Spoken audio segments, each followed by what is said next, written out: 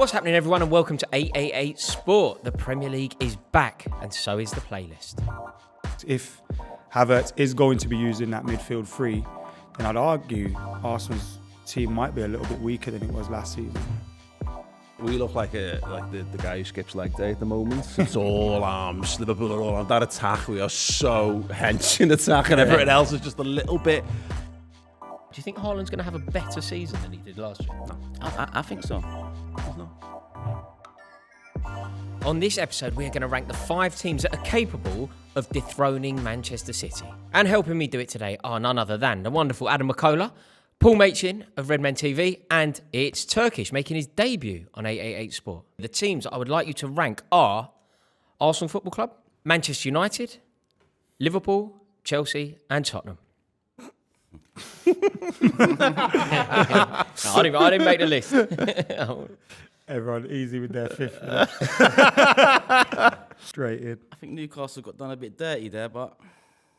Right, so just before we reveal our list, I have to let you know that we are going to be releasing so much content on this channel. Please make sure that you click the subscribe button right now. And here we go. These are the teams that are going to potentially stop Manchester City. Are we in agreement? So, Paul, Turkish and I are in complete agreement. We all agree that Arsenal are most likely to challenge Manchester City, then Liverpool, then Manchester United, and honourable mentions to Chelsea and Tottenham, I think. Adam, you've got Manchester United above Liverpool. You agree that Arsenal are the most likely challenger, but Manchester United second. Do you genuinely think that, yeah? I think so. Obviously, you're looking at what business has been done so far, and still plenty of time in the transfer window. These kind of things could be tweaked a little bit. But I think Liverpool's midfield has obviously taken a big hit, and a midfield area is a big part of where you're going to win the league in a season. A lot of the reason why people say Arsenal will be closer to Man City this season because of the signing of Declan Rice. Although I think there's a question mark over Havertz and where he fits into that team, what his strongest position is. I'd be interested to hear what Turkish thinks. If Havertz is going to be used in that midfield three, then I'd argue Arsenal's team might be a little bit weaker than it was last season in terms of how are you feeling, starting. Turkish? I think a lot of people have lauded praise on Arsenal. I think that there is a genuine chance that they could win the league this year. Is that the feeling within the camp? Finally, yeah. Finally, it's the first time in however many years that we can go into a season confident about it. Don't forget last season going into it, the main focus was getting back into Champions League. It wasn't challenging. So this is the first season maybe since 07, 08, where we're looking at going for the title. And it's not only the signings we've made. When you look at our side last year, we was the only ones to put up a fight. Whether we bottled it or not, that's another debate. We've got the youngest team in the league at that point. So on top of the transfer window we've had, which has been unusual for Arsenal, we tended to be the tight ones in the big six. Now we're kind of spreading our wings a bit more, so I think we are best placed. Is this fair? Arsenal have to win the league. No. The amount of money that's spent, Arteta's been in the job a long time. There's some optimism. They're building in the right direction. Is the pressure on Arteta to bring the title to Arsenal for what? The first time in 2 decades? There's pressure on Arteta for sure because of the time it's taken to bring Arsenal back. But if you take a step back from the situation Arsenal were in when he came in, he had to spend all this money on a squad, not a starting 11. And if you break down the money spent into transfer windows, if you break down the money spent into the number of players we've brought in, it still doesn't compare to a Chelsea or a United over the last 1 or 2 seasons. So yes, we've spent a lot of money, but it's been over a 4-year period where we've had to revamp the whole side, bring down the wage structure. So it was a necessity. So going into this season after challenging, I wouldn't say we have to win the league because City are favourites. They're favourites every year with Pep. That goes without Depends how it goes. man. It depends how it goes, though, doesn't it? Because I agree. I think if Arsenal run it tight and you're talking about another high 80s, 90 points plus season, I don't think you can argue too much. But if it's not at least what last season was, with signs that you can maybe claw them in another year or whatever, then I think the pressure starts to build internally a little bit. Definitely on Arteta as well. Yeah, absolutely. And he should be given a free ride. I think he's not totally free ride, but I'm not sure your fans will give him a totally free ride. It's not too many years since when he wasn't flourishing and people weren't convinced he was the right man. It's a very short window you get to have a go at the top before people going, is he the man capable of taking them to that next level? And there's an expectation the signings will bring as well. And especially when you're spending 100 million, 105 million on Declan Rice, people are going to start going, wow, we need to challenge. Let's say you get off to a tricky start, a few results don't go your right way. I could see the Wolves being out for Arteta at a certain point in the season. We know what it's like at Arsenal. The pressure can build. The media get involved. So there's a world where he could be under serious pressure for his job if, like you say, he doesn't do at least what he did last season. Why have you only got United second? So it's Ten Hag's first proper season with the transfer. It's his second. No, I mean, I was about to finish the sentence. I was about to say the pre-season that we've just had is the first one where he's had like Casemiro, Lisandro Martinez. A lot of those came in late in the last transfer window. We've also brought in a few more players as well. I think Onana's a huge addition. Questions will be there about Rasmus Højlund, whether he can settle in, but we've got the number 9, hopefully, that he wanted. And there's a few more talks about, if McTominay, Maguire leave, maybe Amrabat and another centre-back coming in. I think if that happened, you'll see a Ten Hag side that's much closer to the one he wants. Because last year, I think he kind of cut his cloth accordingly. We had David De Gea, who maybe he didn't fancy in goal.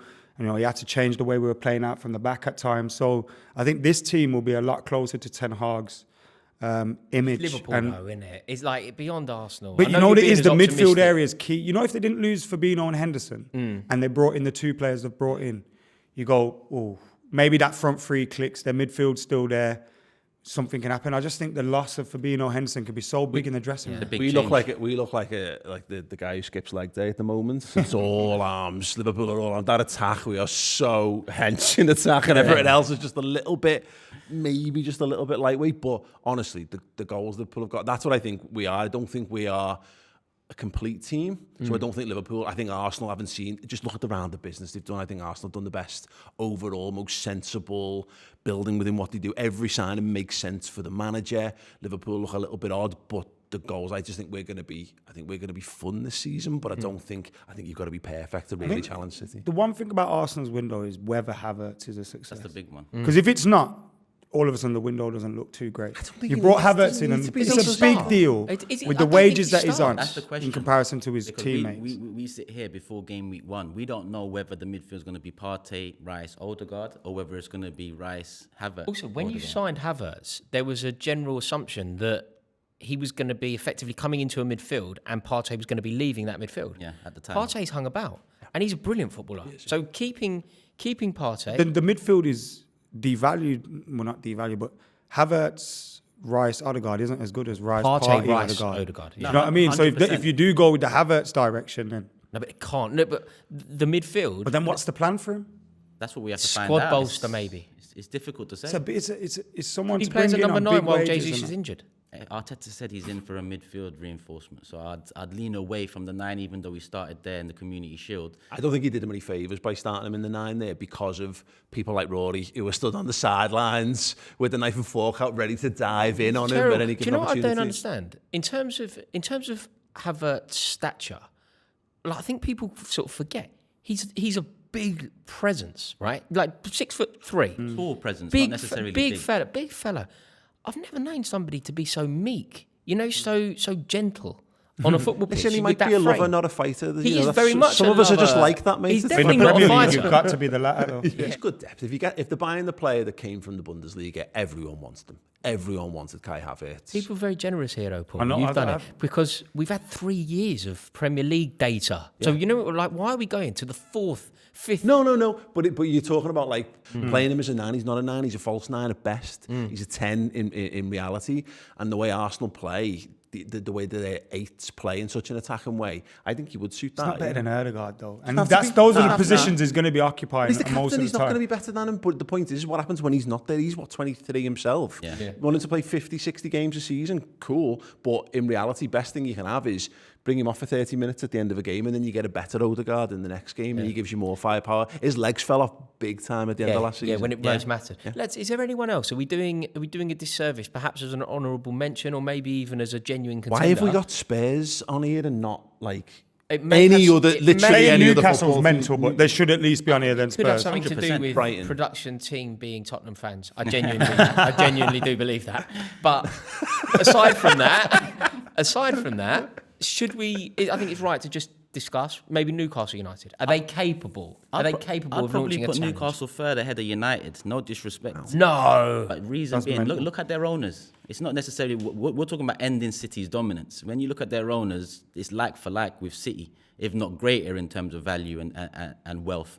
So if we're talking about ending City's dominance, not just picking out one title in the next 3 years, Newcastle are probably best placed for that financially. But what about next season? If we keep this focused on next season, do you think Newcastle can launch a serious and sustained bid for the title More likely next to year? drop out of the Champions League spots. Yeah. Then I put them fourth if we're talking this season, but still above Chelsea and Tottenham. Not if above I'm- Chelsea, man. Pochettino's a Pochettino much versus better Howe, manager innit? than Eddie Howe. And I think Chelsea's squad, I think what we get caught up in at the moment is Chelsea of last season towards the back end. And I think it's kind of like United and We're Rangnick. amazing. Everyone had just gone, you know what, this season's over and Mate, done we with. are Let's just- amazing. Did you not see us play Wrexham? Did you not see that? What's wrong with you all? Wrexham are class as well. What's They're wrong gonna with beat you all? us. Mate, Wrexham are like really famous now. We battered them. We scored 5. They didn't score. Like, I don't know why we're not higher. No, but I do think Chelsea could be, all right, I don't think they'll win the league, but I think there could be a dark horse in that for that top 4 spots for sure. Who do you think's going to win the Premier League? City. Who do you think? I think City, but I do think we could see a start to the season where these teams, if Arsenal, United, Liverpool get off to a good start, Yeah. with maybe, the Club World Cup coming in, maybe a little bit of complacency. Hopefully everyone at City turns up like Dwight York did after the treble and just goes, Dwight can I York just have a effect. year off? That's amazing. Like, that's what we need, is just Dwight York everyone to turn up like that. Mate, it's an And if that amazing story, happens- isn't it? Yeah, it's amazing, but it could happen four with the things, treble. right? 4 reasons why it could go, in my opinion, Arsenal's way. The Dwight York effect. Arsenal have got better. City have got worse. And I don't have another reason. But 3 then. 3 reasons. I look at City and it's easy to say they've got worse. I actually think they potentially have, but then you look at their young players who are growing at the club and Haaland in his first season, he's going to be even better. Foden, he's going to be even better. So they've got quality in there. Do you think that? Do you think Haaland's going to have a better season than he did last year? No, I think so. he's not. It doesn't necessarily mean more goals. It could be more. It could be more goal contributions in total. But better, think about it, a 22-year-old man came into the Premier League and smashed the goal scoring record. The unknown quality was part of the reason that happened, I think, though. Not necessarily. I mean, I You know watched what's helped City a Haaland lot though as before. well? The Bernardos, the Gundogans, towards the tail end of the season, they've been the ones winning the games. Mahrez, and who's not just there. that sheer loss Gundogan. of them in the dressing room. Mahrez, not Kyle there. Walker Gundogan, may not go. there. A lot of goals. Kyle Walker potentially goes. Like, then this isn't a controversial statement, I don't think. Man City are worse now than they were last year. They're weaker.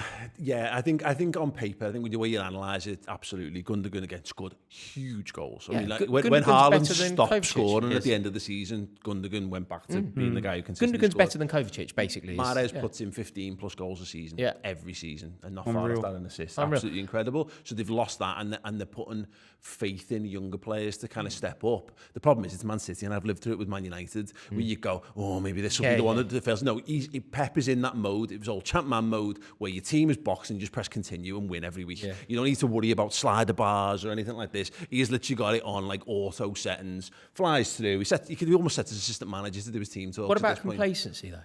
City might fall off and still win the league. That's not going to happen. That's the problem. But that strong. I do think we could see them. That's why Arsenal. That's slow why start. Arsenal and Liverpool need to be. You know, if City do fall off a touch and they manage to accrue 84 points, Arsenal.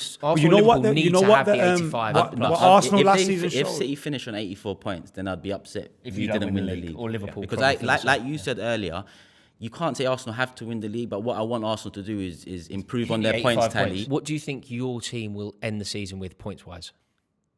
Manchester United end the season with how many points this season? 80 odd. 80 odd. You break the 80-point barrier. Okay, that's a title I think we'll be challenge better then. than last That's season. a title challenge. Yeah. I think we'll be better than last season. Do you think for Liverpool sure. break the 80-point barrier? I think 79. I think this is a staging ground for the season that follows, which is so depressing to say because you've then got to sit through it. But I think we're rebuilding, and if you get an 80 80 odd is points, actually a lot, that's, innit? that's 80's ridiculous. yeah, so- mate, 80's huge. Like, It's that's like actually you a lot. won the league High title on 70s less than that though. about Remember- 5 do you remember times. there High used, 70s there though. used to be a time when think 2 we'll be a lot points a better than game, last season. if you average 2 points a game, you used to be able to win the league. So I think we'll be a lot better than last season, whatever that looks like. yeah. Okay. And what about you? You've got to be breaking 80. Yeah, 100%. The Havertz one is the big doubt in my mind. I can't lie. With the Jesus injury starting the season, that doesn't look good. But I still expect Arsenal to get 80 minimum. I'm going to predict No, I'm going to say 87. And I'm hoping that Chelsea, anything in excess of 65 would be a dream. Tottenham hit 40 points? I think Chelsea get Champions League. I do as well. It's top I'm five hoping that now. it comes to fifth, depending on coefficient and that. This has been fun. Great debut episode to have back. Thank you so much to everybody for watching this video. Really hope you've enjoyed it. If you have, please click the subscribe button. We've got loads of content coming up. And do us a favour before you go. Let us know your predictions in the comment section below. See you in a bit. Thank you so much for watching this video. If you want to check out our premature predictions, make sure that you check out this video now. And we will see you all next week. Cheers.